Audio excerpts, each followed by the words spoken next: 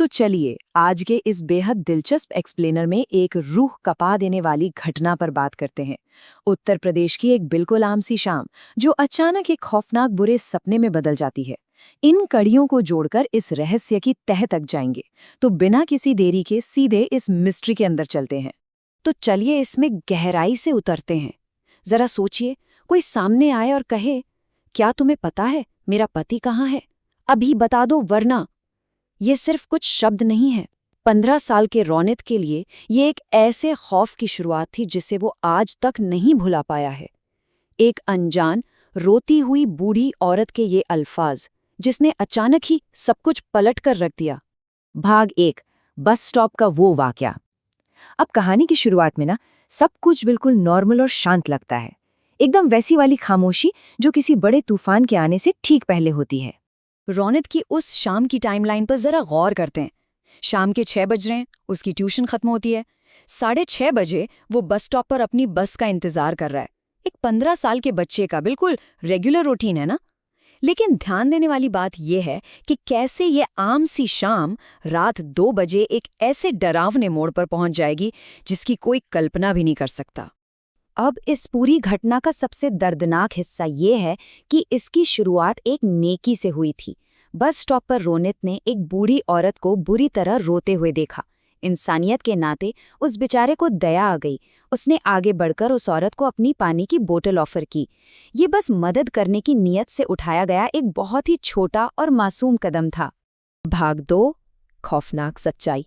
और बस यहीं से पूरी कहानी पलट जाती है। जिस नेकी और इंसानियत की हम बात कर रहे थे ना, उसका सिला बहुत ही डरावने तरीके से मिलने वाला था। रोनित ने जो देखा वो साइंस के सारे नियमों को तोड़ देता है।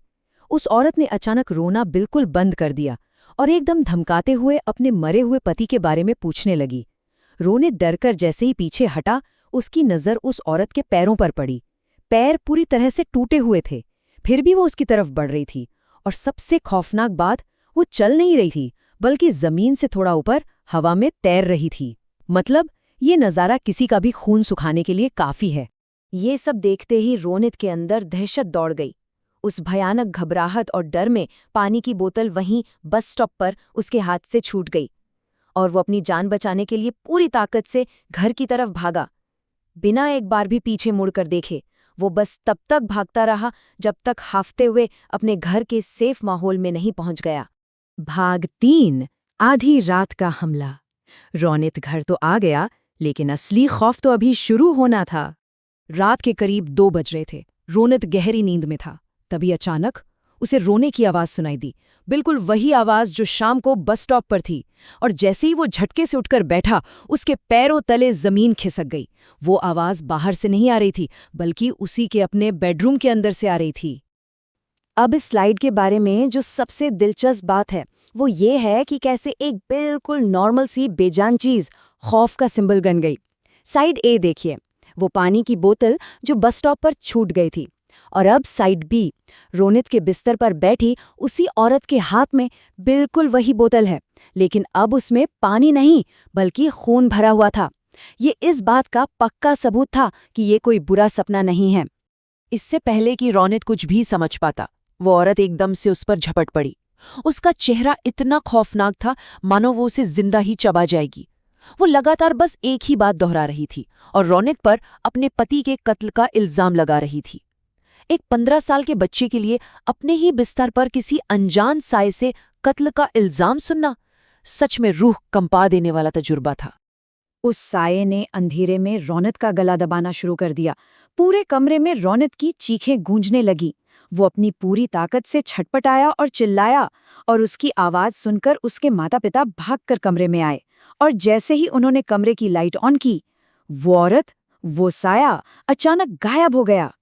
कमरे में सिर्फ रौनित था जो खौफ से बुरी तरह कांप रहा था। भाग 4, न खत्म होने वाला खौफ। शारीरिक तौर पर तो वो घटना उसी रात खत्म हो गई, लेकिन इस अजीबोगरीब वाक़ये ने रोनित के दिमाग पर एक ऐसी गहरी छाप छोड़ी जो शायद कभी नहीं मिटेगी। यहाँ हम एक ही घटना के दो बिल्कुल अलग पहलू देख सकते हैं। एक तरफ रोनित के माता पिता हैं जिन्हें लगा कि यार ये तो बस एक बहुत बुरा सपना था, लेकिन दूसरी तरफ रोनित की खौफनाक हकीकत, वो एक गहरे सदमे में था। इस घटना के महीनों बाद तक वो डरा सहमा रहा। ये खौफ इतना गहरा था कि उसने अपनी ट्यूशन हमेशा के लिए छोड़ दी और फिर कभी उस बस स्टॉप वाले रास्ते से गुजरा ही नहीं। ये वाकया दिखाता है कि इस तरह का ट्रॉमा किसी की जिंदगी को कैसे हमेशा के लिए बदल कर रख देता है। तो इस एक्सप्लेनर के आखिर में हम उसी सवाल पर आकर खड़े हो जाते हैं जो आज भी एक अनसुलझा रहस्य है। क्या वो महज कोई भ्रम था, कोई साइकोलॉजिकल दबाव, या सच में किसी पारलौकिक शक्ति का साया? जवाब चाहे जो भी हो, लेकिन रोनित की वो दहशत और उसकी बदली हुई जिंदगी की हकीकत 100% असली है। तो ये सब जानने के बाद ये सोचने पर मजबूर होना पड़ता है कि आखिर वो औरत कौन थी। आज के लिए बस इतना ही। इस मिस्ट्री को हमारे साथ डिकोड करने के लिए बहुत बहुत शुक्रिया।